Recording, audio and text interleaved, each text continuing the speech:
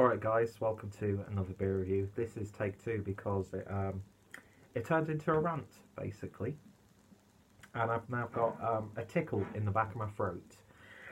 So I need to get something, I was going to say something chugged down, but I'm not going to because there are too many connotations that would occur from that. So as you can see by the title and the thumbnail, we're going over to Beavertown, who are overnight the bane of the craft beer industry, it would seem.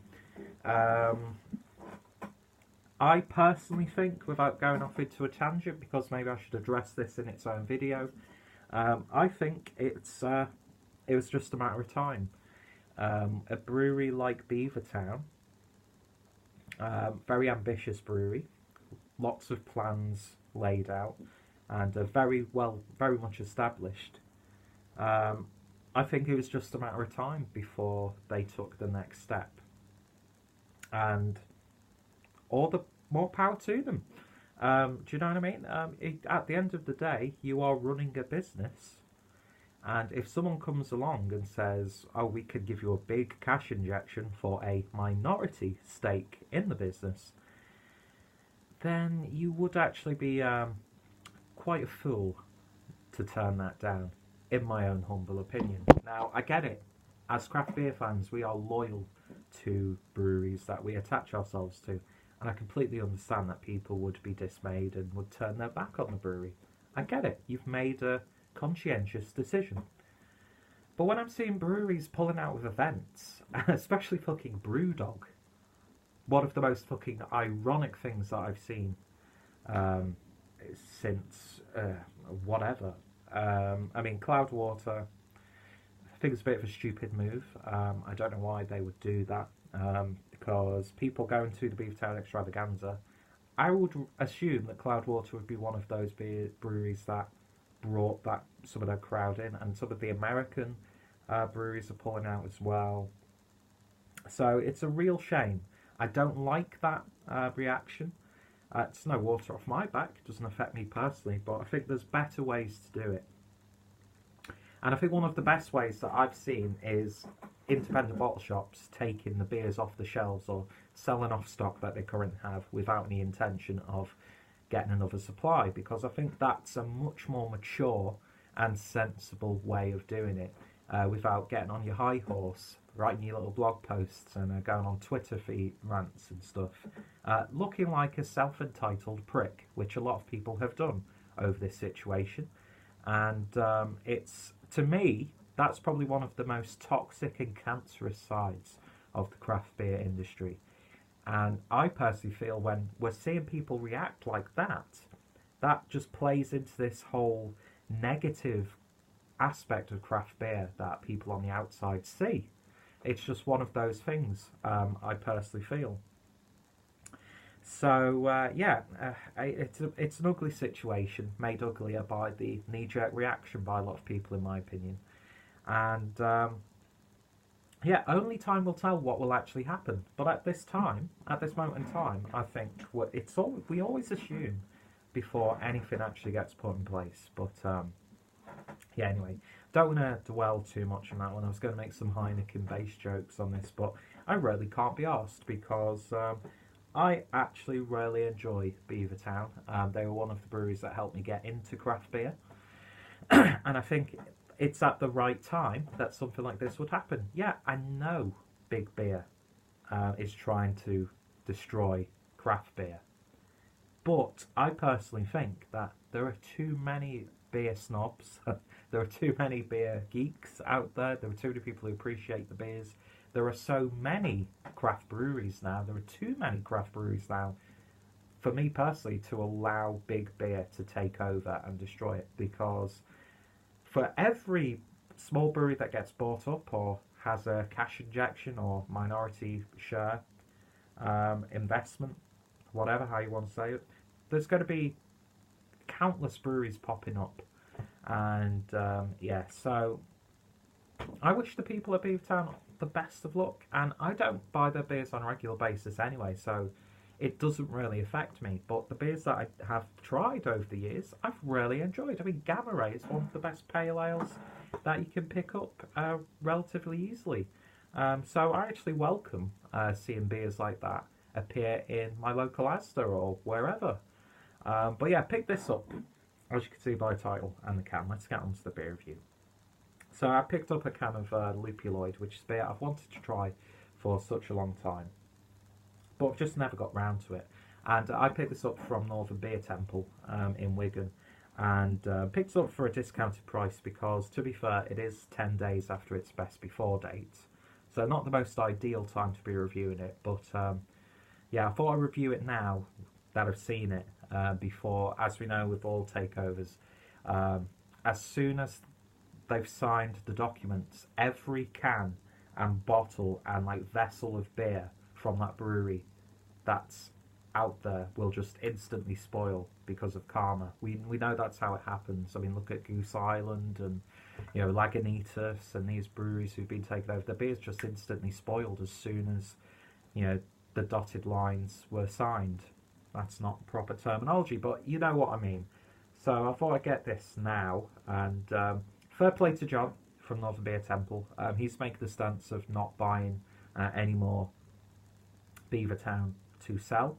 I think that's a smart way of doing it. It's a mature way of doing it, because if you want to promote independent beer, really, were Beavertown what you would consider independent? I think they'd grown quite a lot from what they used to be, which was like just brewing in the back of a restaurant.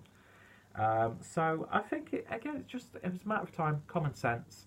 You'd be a terrible business owner if you were to turn down investment opportunities like that. Do you know what I mean? That's bad business for you to be too conscientious and too. Do you know what I mean? It doesn't make any financial sense. Your business is going to go under.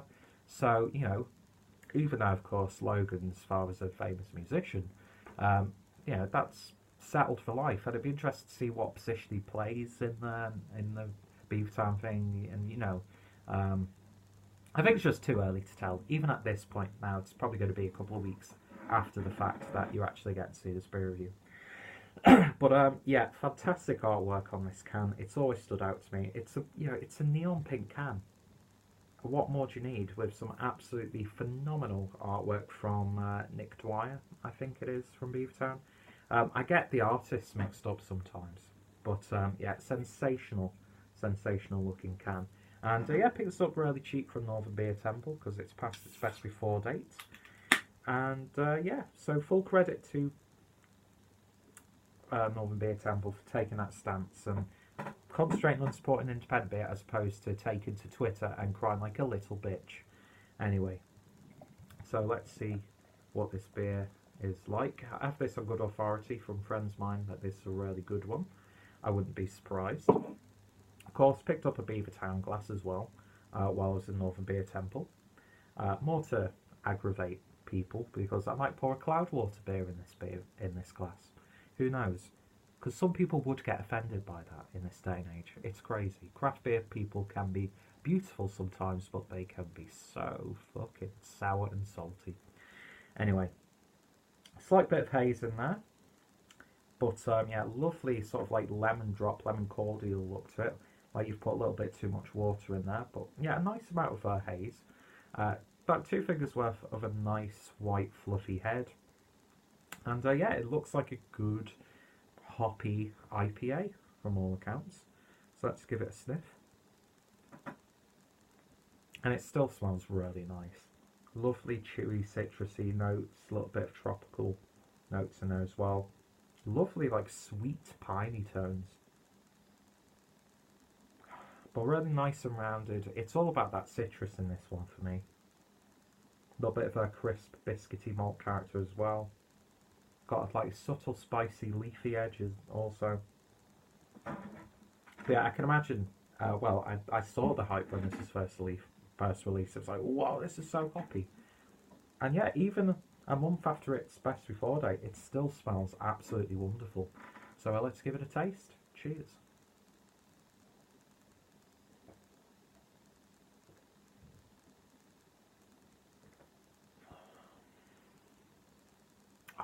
That's lovely. That's absolutely lovely. If you're turning the back on a brewery who makes this beer, then I think there's something slightly wrong. No, I'm joking. I'm not going to add fire. But, yeah, it's really nice. It's still really nice and hoppy. Do you know what I mean? It's still got nice vibrancy to it. It's more on the citrusy side of things for me. But then you get this lovely, like, candied fruit pastel character. Beautiful, crisp malt tones in there as well. Devastatingly crushable, even though it is a 6.7% ABV IPA. But yeah, this is one of those beers that you could just drink can after can after can. Doesn't matter if it's on a barbecue or if it's in the middle of winter or whatever. It's just one of those satisfying yet simple beers. And a real, you know, nice example of an IPA. Not too hoppy. Not overly hoppy, I should say, but just hoppy enough.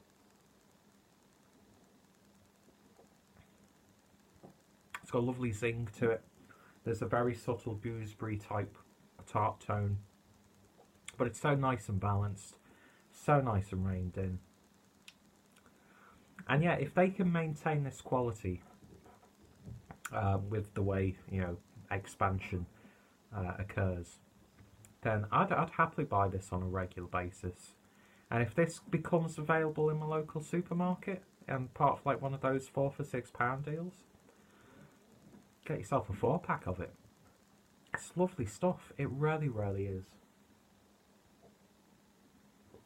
And it's a shame people are turning their backs on the likes of beers like this because of their own idealistic, you know, attachment to a brewery. But yeah, lovely, lovely, like subtle sweet lemon drop character. I really like that. Is it blowing my socks off? No, not really. But for a core range beer, essentially, you couldn't really ask for too much more. So in terms of a rating then, for Beavertown's Lupuloid, I'm going to give that a very solid 8 out of 10. I think that's lovely. It really, really is. And I'm glad that I finally got to try it. Kicking myself why I didn't try it earlier. Do you know what I mean? But yeah, I could do with a few cans of this. Lovely stuff. So if you've tried it, then let me know your thoughts, opinions. If you've got any opinions on the Heineken investment, then I'd love to hear your thoughts, opinions. Even if you disagree with me, let's have a mature discussion about it. You know, don't throw names out there. Don't go down that road.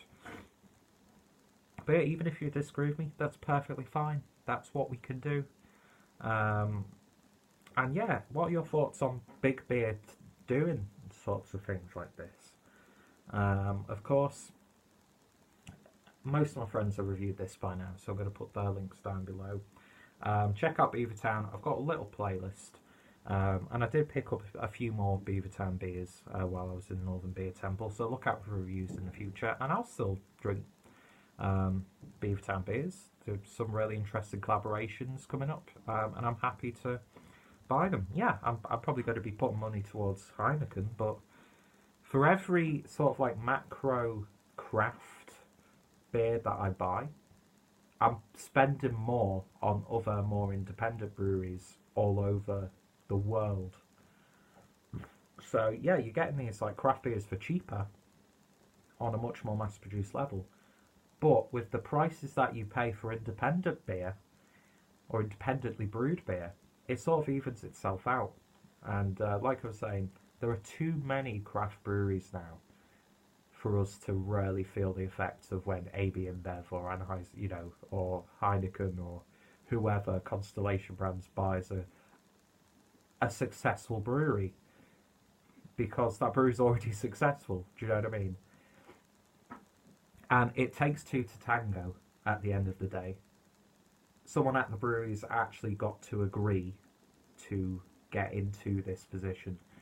So, you know, it's business. As much as we want to romanticize it and put our ideals into the drinking process, it's a business at the end of the day. And I think Beavertown were just at that point where they could easily justify having a bit of a cash injection, having a bit better distribution, and it's too early to tell if it's going to blow up in the face. So if it does, fair play, but at least let it play out before you start, you know, getting on your high horse in, you know, craft beer speakers corner. And yeah, it's a real shame when I'm seeing the likes of the Vale and Cloudwater pulling out of events. Brewdog, just ironic really that James and Brewdog would say that he's not going to stock any Beavertown beers. Yeah, you've got hotels in America, mate. You've got resort, you know, complex in America. Do you know what I mean? It's like, get a grip.